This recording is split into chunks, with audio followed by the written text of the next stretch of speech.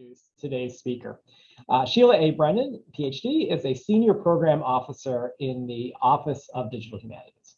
She is formerly the Director of Strategic Initiatives at the Roy Rosensweig Center for History and New Media and Research Associate Professor in the Department of History and Art History at George Mason University.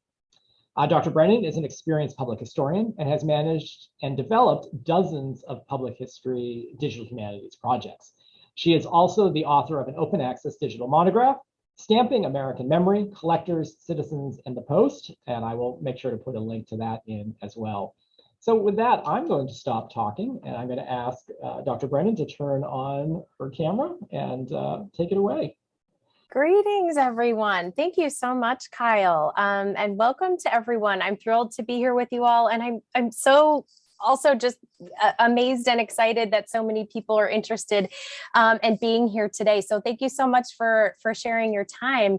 And I just also want to take a quick moment to thank Kyle and Linda and Adriana of APS for organizing this event and handling all the logistics and inviting you all today.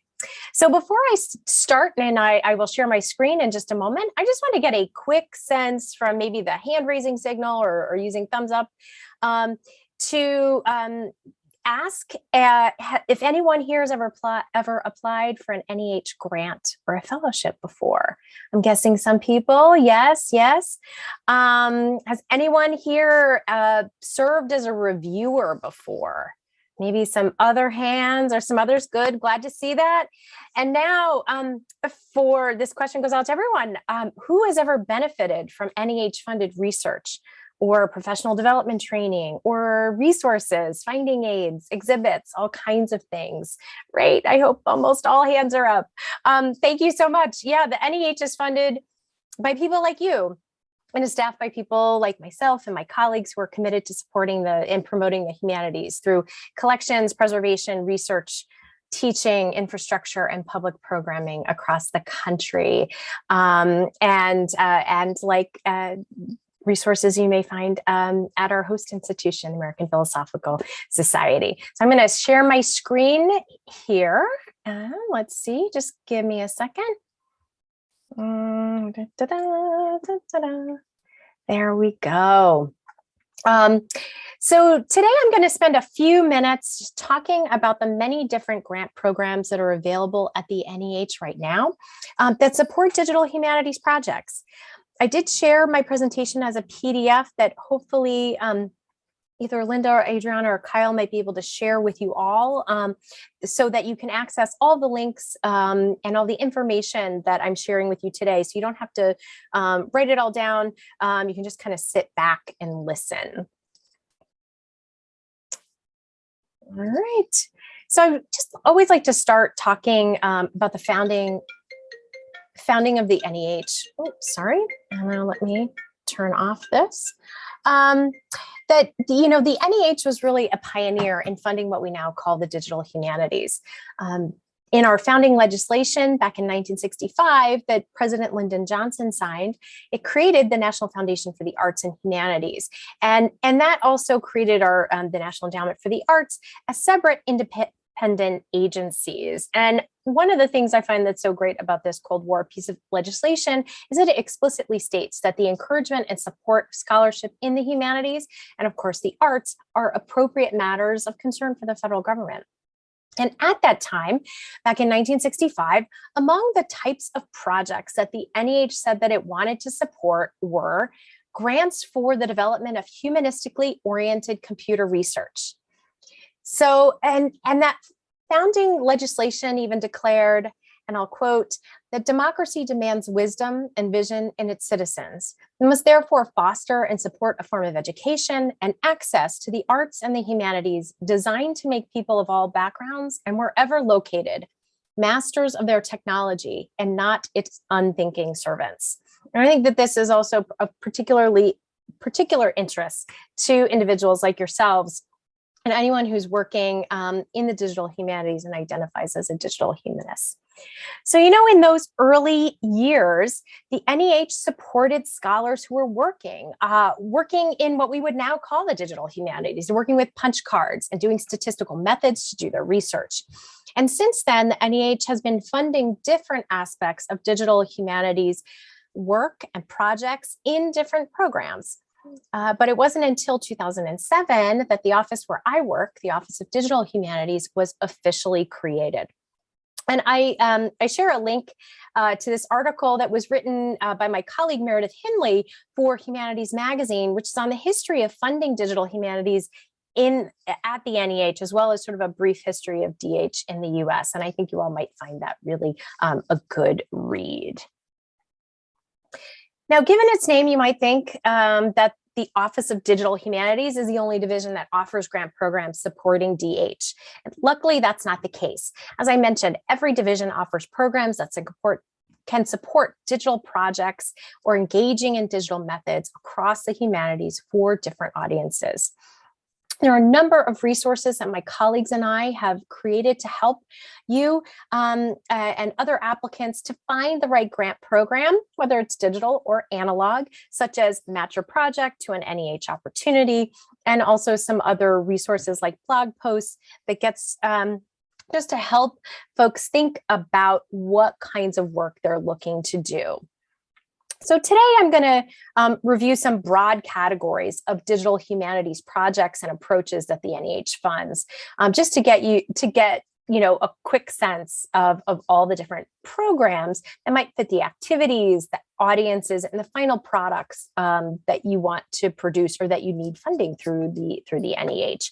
So those include sort of methods, software, critique of digital culture and technology, collections and access, curricula and pedagogy, digital public engagement, as well as digital publications and editions. So I'm going to start off talking about programs that fund projects that might be defining or refining new digital methods, workflows, or software. So the Digital Humanities Advancement Grant Program, which is in the Office of Digital Humanities, supports designing and developing, testing open source software and tools, forms of digital infrastructure, as well as that testing and refining new methods. It also can be a place where teams, or individuals are seeking funds to critique digital culture and technology, or even do an evaluative study of the effectiveness of certain methods and technologies. One example is a recent DAG to the University of Idaho and the University of Oregon libraries. So they're collaborating to create, test, and evaluate curricular project templates for humanities classes that use minimal computing concepts and static web technologies to enhance student experiences with humanities data, with collections, and different web technologies. And they're also doing then a study of the effectiveness of these teaching materials. Now, let's say, you might be seeking to address a major challenge in the preservation of collections, preserving or providing access to digital collections, whether it's over the short term or the long term. Well, our colleagues in the office or the Division of Preservation and Access support this kind of work through its research and development program. And they have funded a variety of projects. And one that I find really interesting is a 2021 grant to the Moving Image Preservation of Puget Sound organization, which is funding the continuation of their work to preserve digital videotape, which is super fragile. And their project is called Digital Video Commander. It's also a wonderful title for a project. And their team is continuing to work through and develop workflows and best practices for preservation of videotape. And it's through designing some open source software. It's putting together documentation about the hardware and software needed to also to preserve this very fragile content. They're also working with 9 other institutions. So it's a highly collaborative project. They're working with a diverse group of cultural heritage organizations such as Carnegie Hall, the National Museum of African American History and Culture, the Seattle Municipal Archives, as well as the New York Public Library. So both of these programs are seeking to advance the fields through different solutions that can scale beyond one particular institution.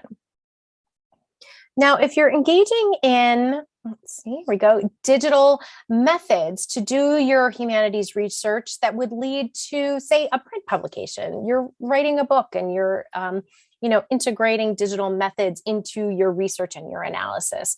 Or perhaps you're collaborating on a larger digital project. There are some options available to you as well.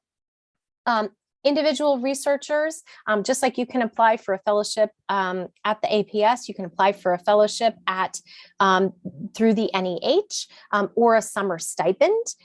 We also have one program that specifically funds individuals who are seeking to leading to a digital publication. So something that is not intended to be a printed book or a printed journal article, but something that's more like a multimedia publication or that contains a number of visualizations, something that's just very difficult to do in print.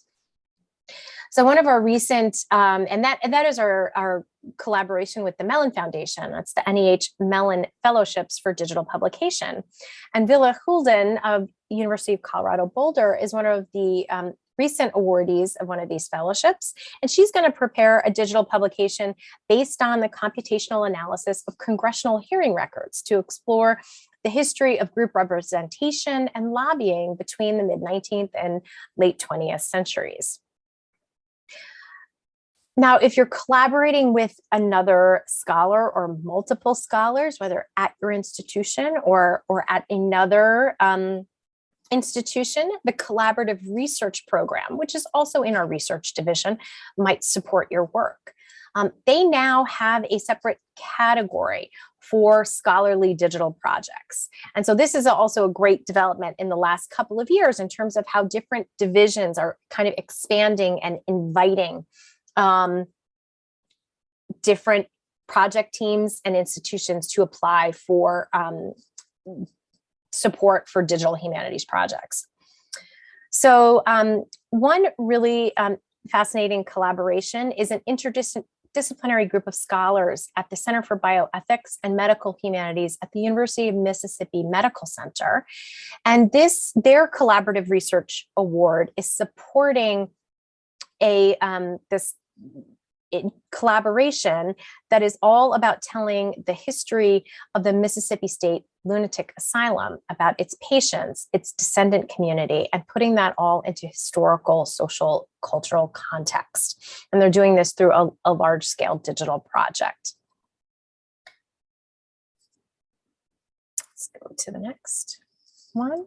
Now, I know that there are a number of librarians, archivists, and curators in the audience today. And some of you might be building or digitizing collections, creating digital collections, or designing interfaces like maps or other pathways to facilitate access to and to enhance and increase understanding of those sources, of those digitized collections.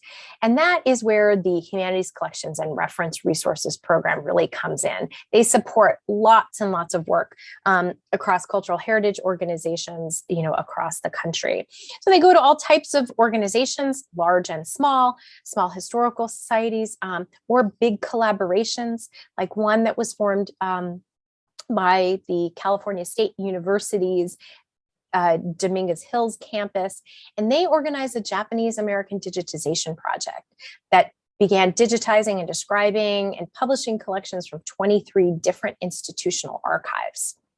And this program also supports the development of online reference resources, like language dictionaries and encyclopedias, as well as APS's own digital guide to Native American Indigenous collections at the American Philosophical Society. So this guide is one example of many that have been created and created by libraries, archives, and museums, and funded through this very capacious program, the Humanities Collections and Reference Resources. Now, some of you out there may be interested in creating classroom-based or curriculum-driven projects, perhaps a class podcast, or even creating your own open educational resource for students, such as a free textbook, or perhaps even more broadly to expand faculty capacity in teaching or incorporating some digital pedagogy into their own classes at your own institution. So the Education Division offers a couple of programs that might be of interest. Their Humanities Initiatives program recently has expanded quite a lot and is very capacious.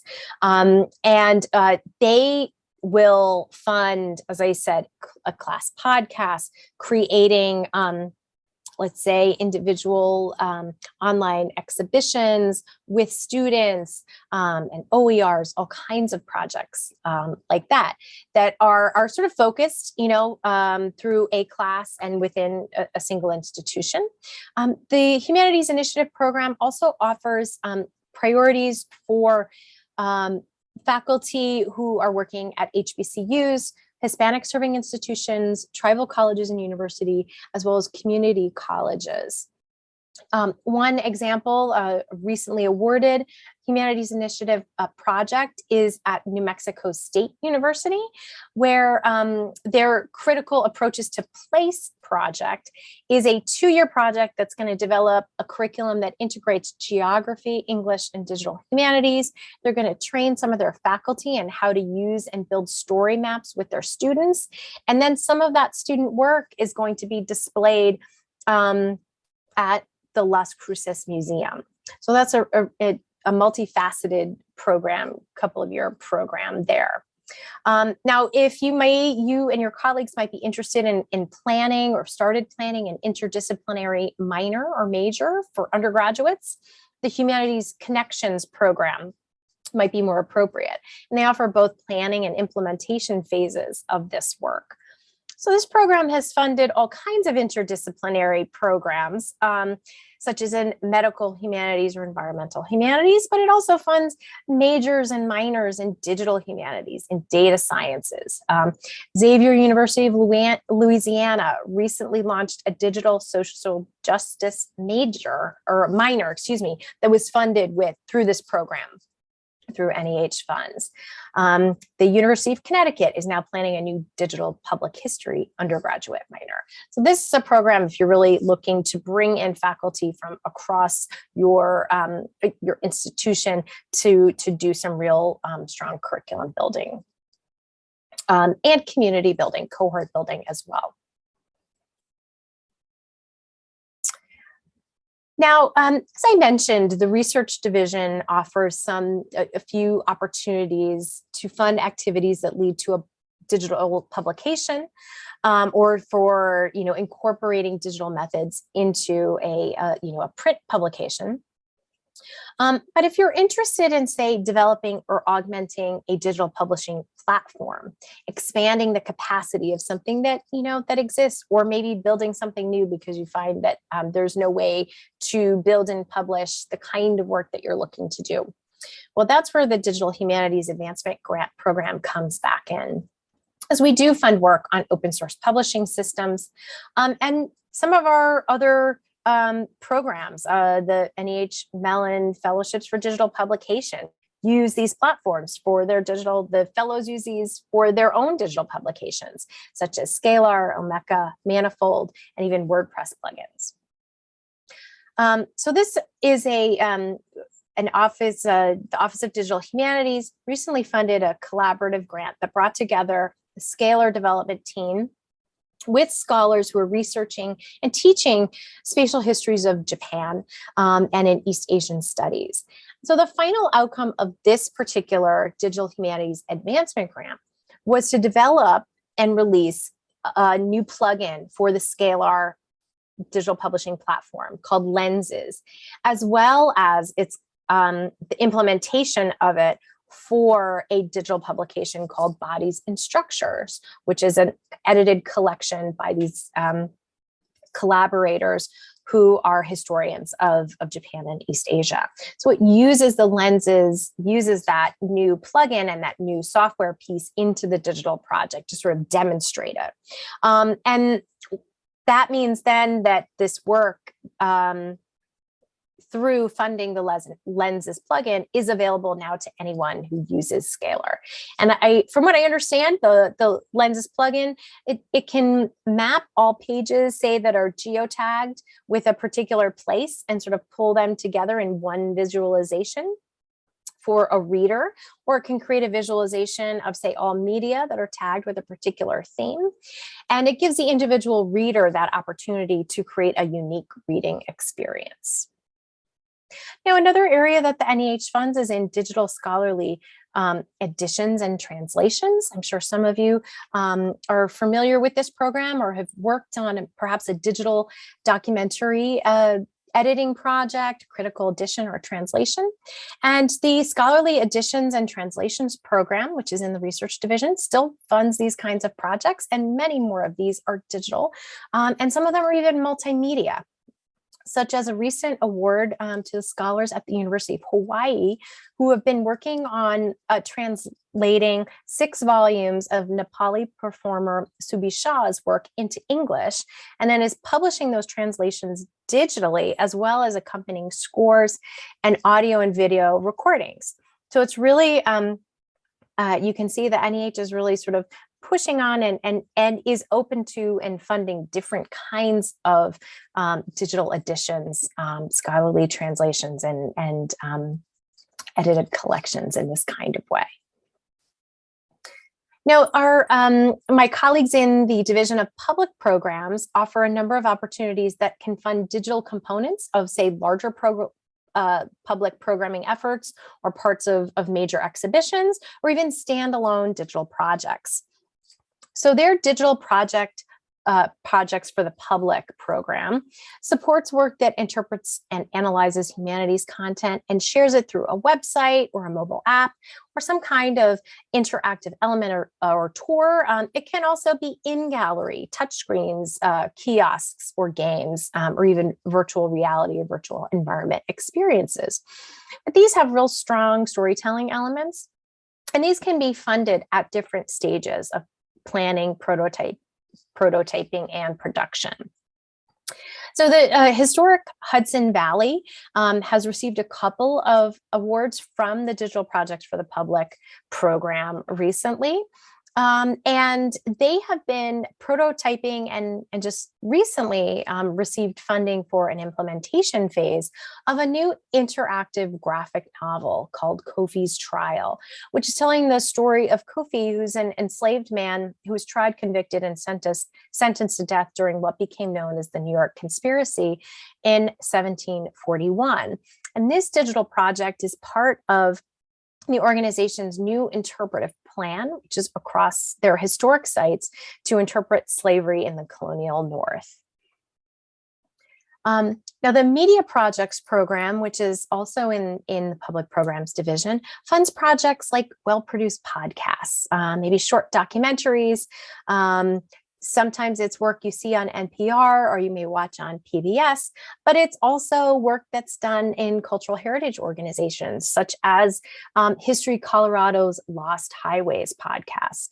So they have a current grant that is funding research and production of 8 45 to 60-minute podcast episodes that focus on the history of Colorado and the Western U.S. Now, if you've been listening to me and thinking like, whoa, not quite ready, what kind of opportunities might you have, maybe to either refresh my skills or just to sort of give me some time to kind of focus in on some project development. Well, the NEH may have your back. Every year, we offer multiple opportunities to learn digital methods and tools from a variety of humanities practitioners, and they're geared towards different audiences. So the Division of Education, they offer their Summer Seminar and Institutes program, which is something they've been doing for many, many years. And they offer all kinds of training for educators, K through 12 educators, as well as humanities faculty and scholars. And Some of those are also integrating and showcasing digital methods, such as a 3-week summer institute that was hosted by Northeastern that focused on geospatial humanities. You might also think about proposing and hosting such an institute. In my office, in the Office of Digital Humanities, we have the Institutes for Advanced Topics in Digital Humanities, and we sponsor institutes on a range of methods and topics, from sustainability for digital projects, which was a series of short workshops that were held in multiple locations across the US, to something that focused on developing crowdsourcing projects with the Zooniverse platform, which is something that's going now. That's actually an 18-month commitment, a long-term project for developing digital public humanities projects with a crowdsourcing element. We've also sponsored some on digital military history, building virtual environments, historic spaces in 3D. Also, the Folger Shakespeare Library, their Folger Institute, hosted, I think, 3 different iterations of the early modern digital agendas institutes. And they focused on different digital approaches that were using and analyzing early modern texts, including social network analysis and topic modeling. If you are interested, I'll just put in a little plug. In seeing or applying to some of the institutes that our education division are sponsoring this year, all of the deadlines for all of their programs are March 1st, 2022. And our institutes we have so many different formats that I would encourage you to check this link and see what those internal deadlines are. And if you're interested, or you might possibly be interested in organizing an Institute for Advanced Topic in Digital Humanities, our deadline is in early March. So please get in touch with me as soon as possible if you have that sort of on your mind. Now, so now you've learned about some different opportunities, I just want to offer a few tips before you even start writing an application. So first of all, you are here, which is a great first step for trying to find the right program to fund the kind of work that you're looking to do and that you need support for. Once you think you might have found a couple of programs that interest you, go into and dig into the guidelines. That's now called the Notice of Funding Opportunity, but dig into those guidelines. See what they fund, see what kinds, read that program description, their funding priorities, and also activities that programs do not fund, because it may turn out that the thing you think might fund it, turns out it doesn't. So just pay attention to that, and also read sample funded applications. Each program offers a selection of them. You can also dig into our public database of funded projects. You're also going to want to ask yourself, are you ready to apply? NEH applications are substantial endeavors. But as you are thinking and working through this project, attend a grant program webinar that's like going to dig in also into the details of specific program requirements. And you'll have a chance also to ask questions and interact with program officers who are running those programs. Get in touch with us. If you're interested in some digital humanities projects, you can contact me, as well as any of my colleagues across the divisions. Some grant programs offer opportunities to submit a draft, or at least to submit, an outline of your project that can be reviewed by program staff. Take advantage of that. Even if you've gotten an NEH grant, an award in the past, always take advantage, if you can, of these opportunities, because you get some feedback that can really be helpful as you continue to revise and develop your applications. I also would encourage you to look around and to take advantage of some, smaller grants out there that might have a quicker turnaround time.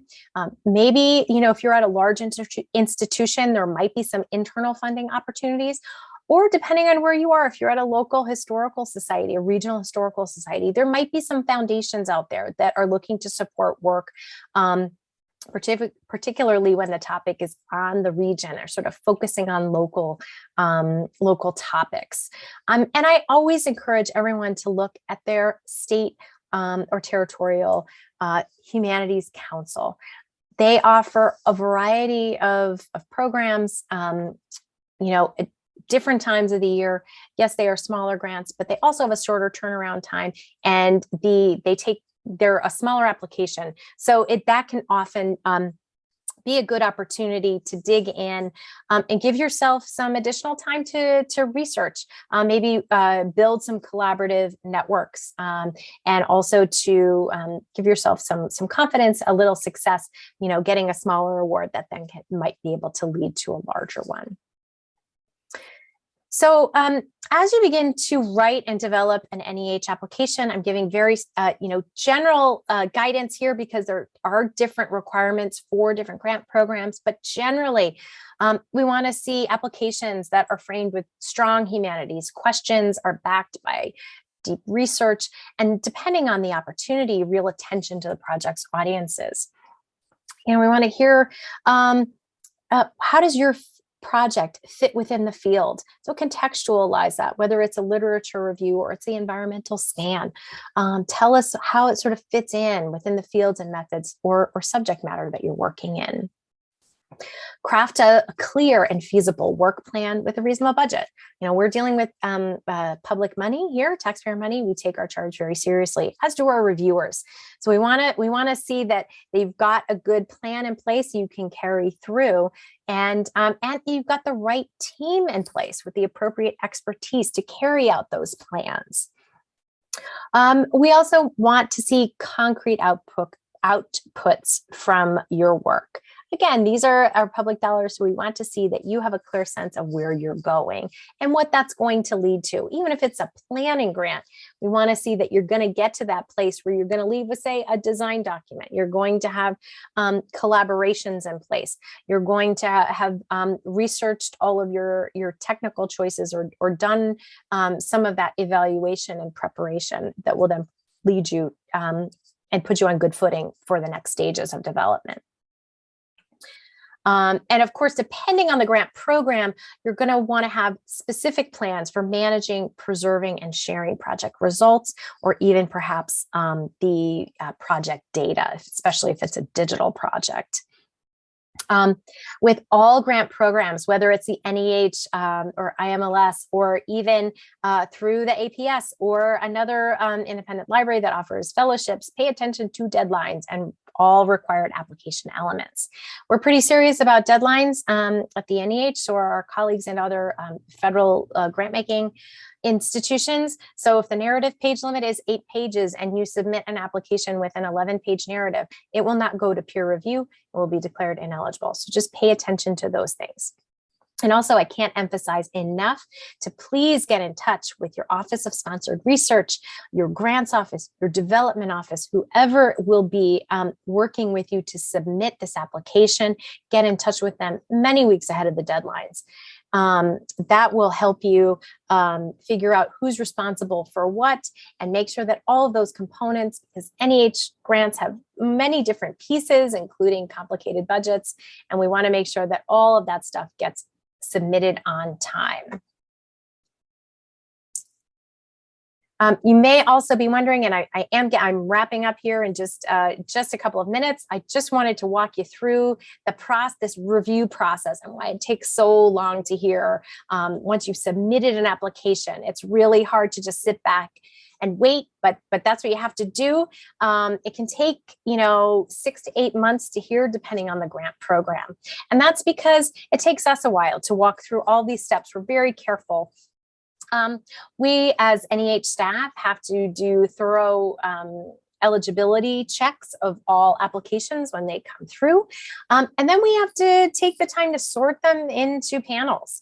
Then once they're sorted into panels, we have to recruit experts to be peer reviewers and panelists. And it all depends on the applications we receive.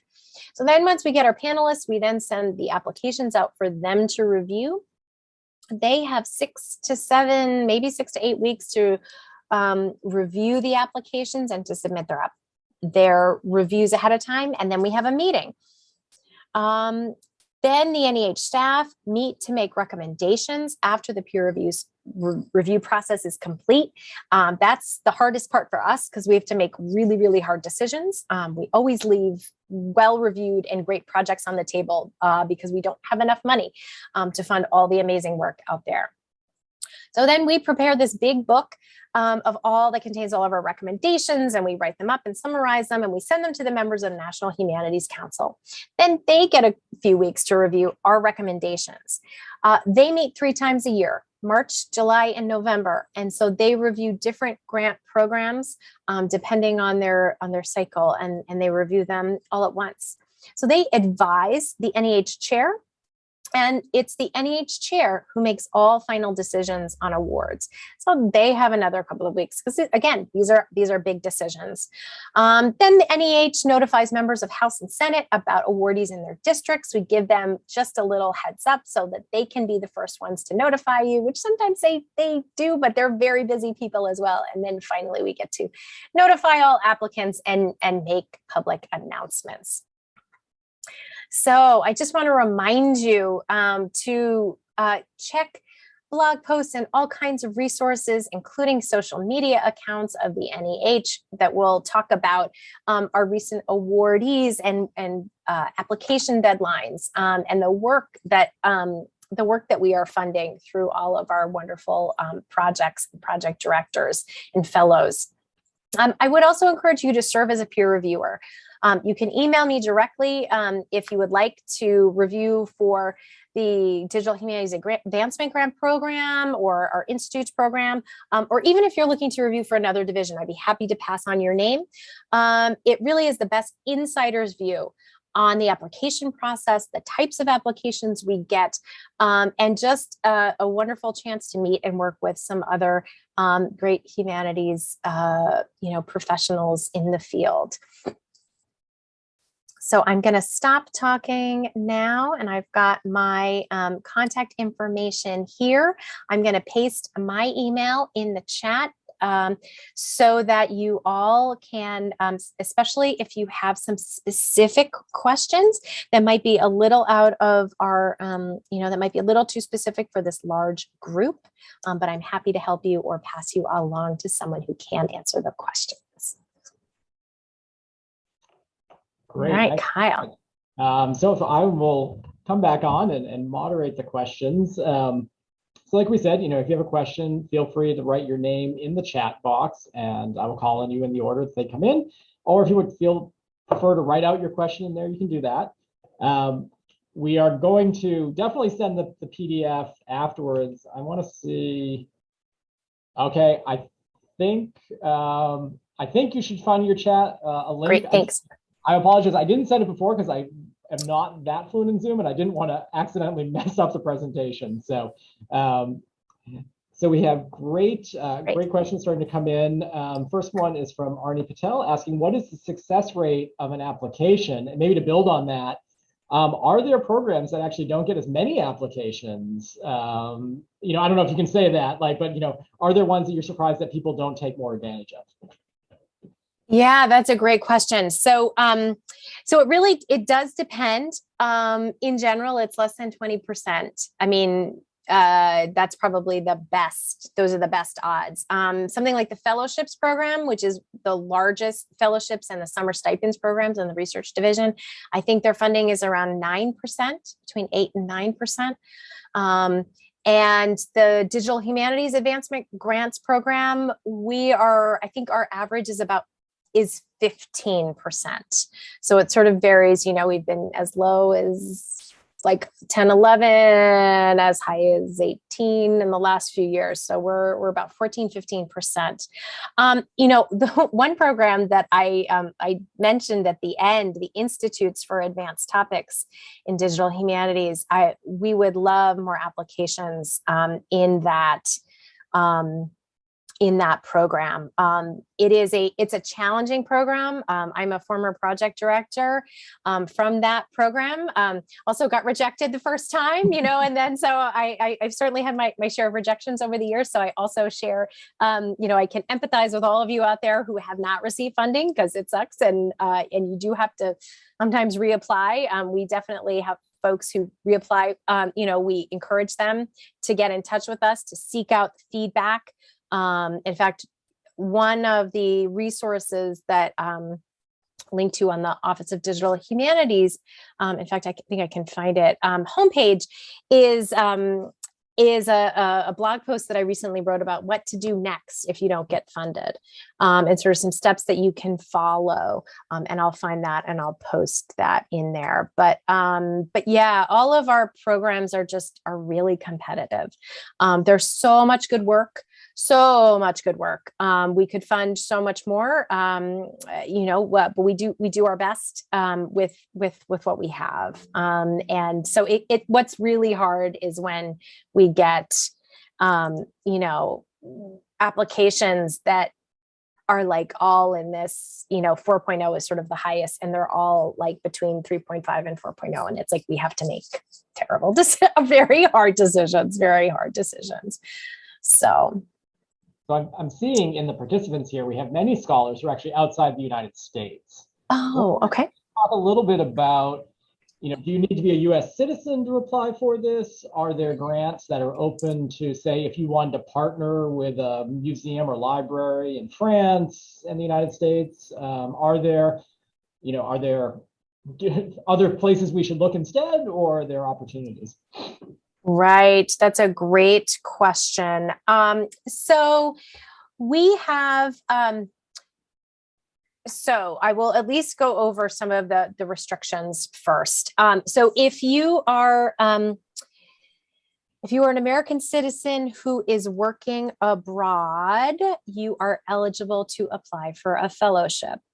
If you are not a US citizen and working in a US institution, you can apply for a fellowship, or your institution can apply for, some sort of, some sort of grant that is for organizations. So pretty much anything that is not an individual fellowship is awarded to an institution. So, and those must be US institutions. Now, for collaborative projects, any kind of collaborative project, let's say that you at APS are working with some scholars in the UK and in France. You can continue to work with them and pay them as individual consultants, but you could not have I'm getting a little technical here, but could not have a subcontract to the Sorbonne or to, a national library or the British Library, because that's still sort of federal money going to another country, US money. And the same applies, so NEH has been part of some grant programs, collaborative grant programs, where we work together with another country's funding agency. So the last 2 years, we ran a program called New Directions for Digital Methods in Cultural Heritage Programs, something like that. It was a very long title. And it was a partnership with the UK's in their research initiative with their AHRC, so their association, their Arts and Humanities Research Council. So basically, they were collaborative proposals, and the NEH. So we fund the U.S. institutions, and the AHRC funds the British. And so that program, we're not sure if that will be renewed. That was a 2-year initiative, but we are very interested in those kind of partnerships. But the trick is that they have to also we need to get other funding bodies involved in other countries if the institutions are going to be involved. But as I said, individuals can be involved, and they can be paid as consultants, in those budgets, and they can be, full collaborators in that sense. Right. So it sounds like find the curator at the British Library instead of the British Library as the co-partner. That's right. Mm-hmm. That's right. Yeah. Another question which has come up, sent to me directly, is about independent scholars. Is there, I think a lot of ways when we leave the institution, if we leave the university, we feel like maybe we feel cut off. Can independent scholars access the resources that the NEH has? Is there any university or museum bias against them in what you've seen? Yeah, so independent scholars are invited and allowed to apply for all of the any fellowship programs. So individual fellowships. There's also a fellowship specifically for public scholars who are seeking to, and it's book publishing, but it's with a non-academic press. So with commercial press. Popular press. There's another word here that I'm missing, but you know what I'm saying. And as well as with the digital publication fellowships, because those are open to individuals. So any program that's open to an individual, independent scholars are allowed to apply. Anything that is an institutional or an organization has to apply. An independent scholar is not allowed to apply by themselves. They can work with, and they can be, with another organization, and they can be a co-project director on something like that. And they would be paid as a consultant for their work, but they would need for an organizational award, they do actually need an organization. I think there are some different rules that I'm a little bit less familiar with. If for documentary filmmakers, for example, there is an organization of documentary filmmakers, and I think that they apply sometimes on behalf of or with filmmakers who are individual scholars, but I'm happy to point, if anyone has questions about that, to get in touch. I'd be happy to forward you on to one of my colleagues in public programs, because they deal with that on a more regular basis. Great. Yeah. No, I think that's really welcome news, I think. Yeah. Oh, yeah, definitely. Yes. The challenge with that is that the fellowship amount is the fellowship amount, which is not necessarily great if you don't, if it's not getting topped off, right? So that I always found to be the disconnect there, is that in some degrees and certainly at some institutions, it's the like, oh, well, I'm bringing in, this is $60,000 and for a year, and that, your home institution covers, if there's stuff to cover, covers the rest. So anyway, I won't get into that. Great questions here in the chat. This is from Panina Abiramam. About podcasts.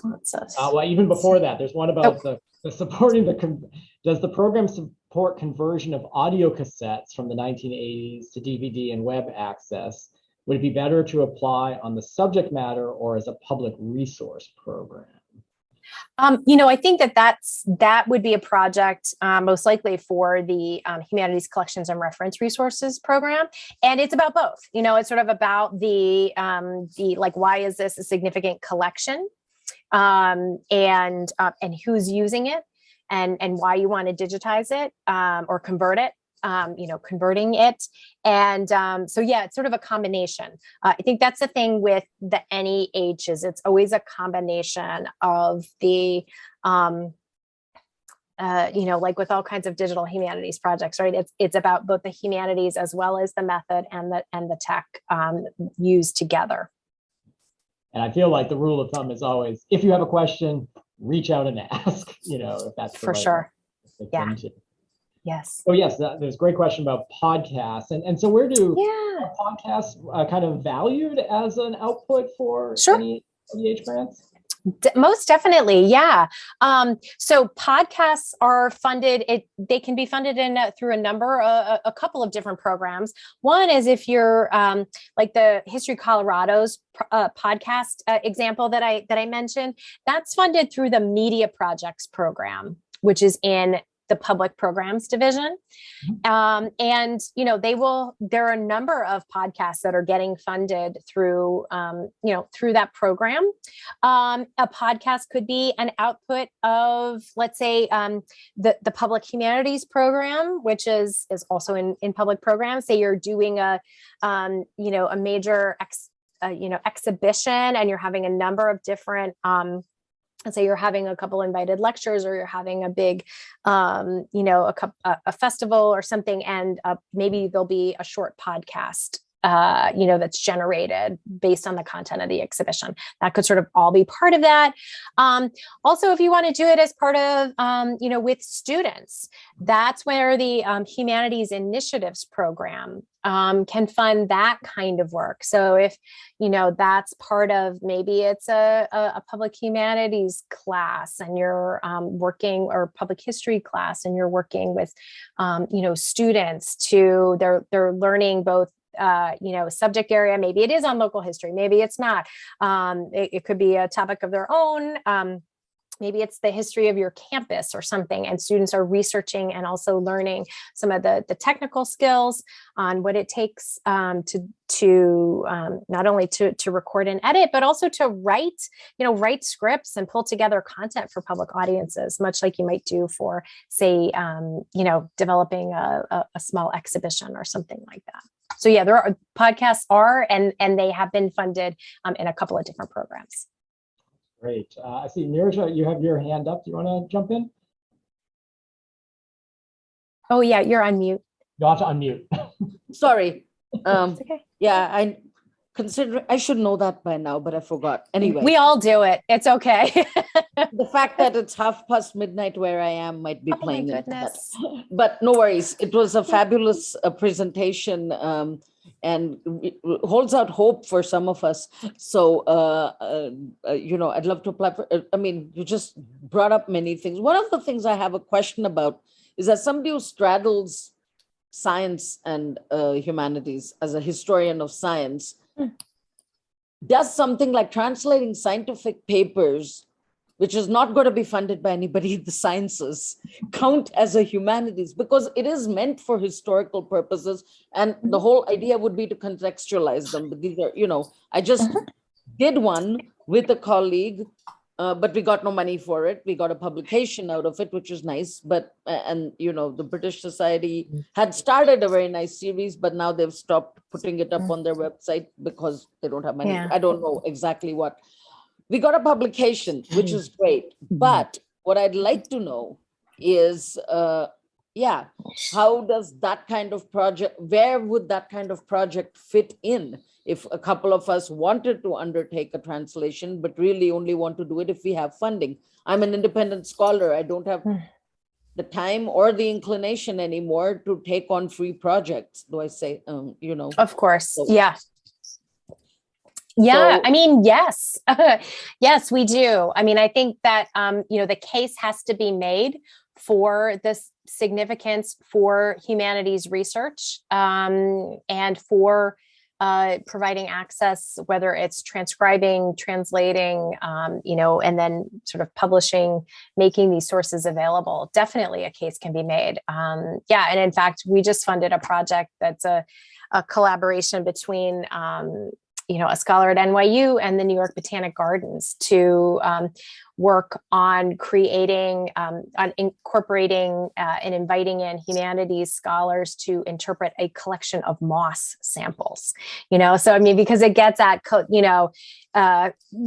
colonialism and commodities and history of the environment, like all kinds of things. And so yes, definitely. Okay, thank you. Mm-hmm. Great.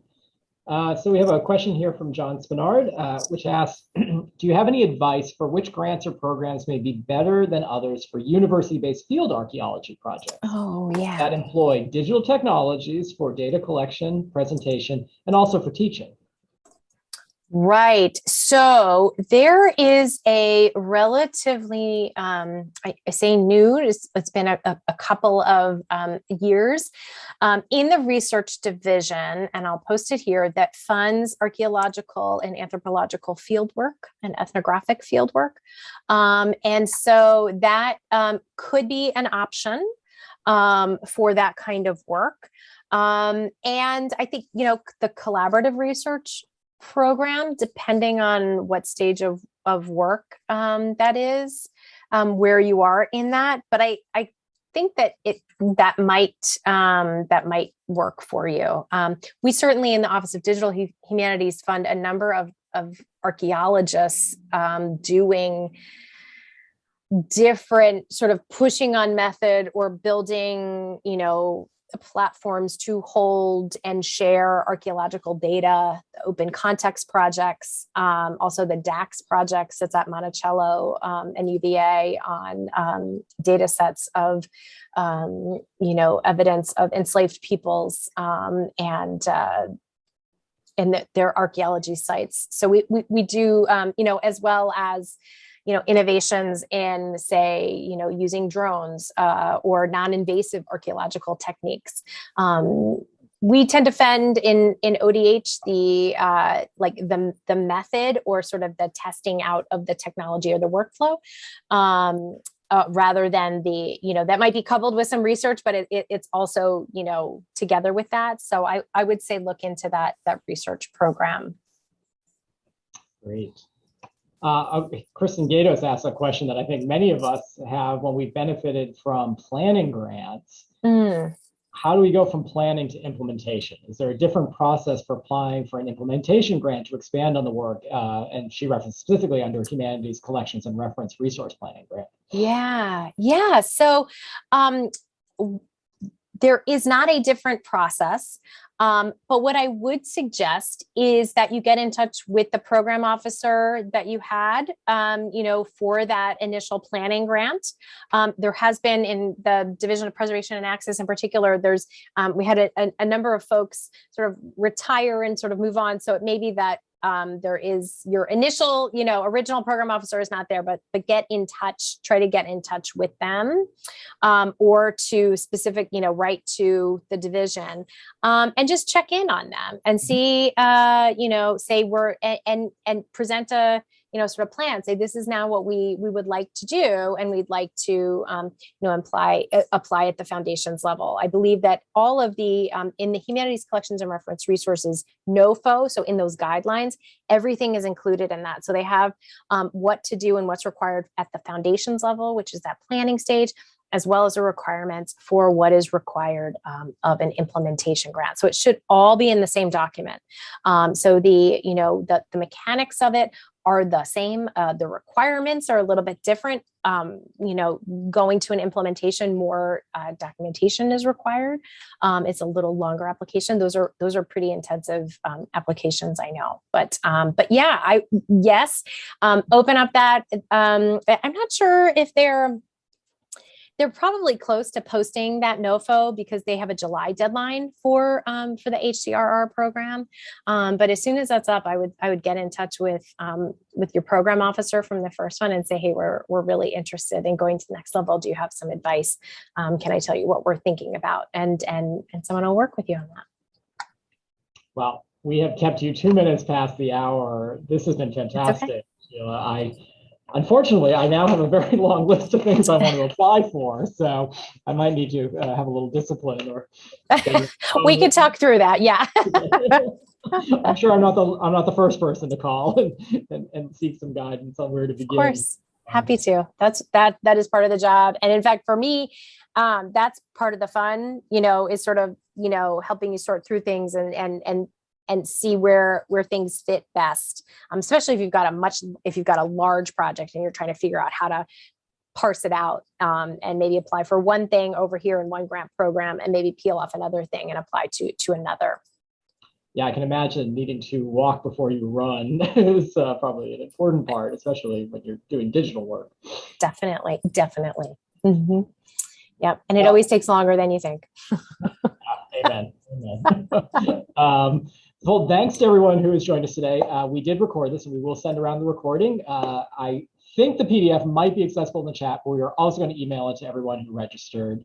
So thank you for your patience with us getting that out. And a real or virtual round of applause to Sheila for giving us her time today. So thank you. Thanks, Kyle, and Linda and Adriana again for all that you did. Yeah, this has been wonderful. Thank you.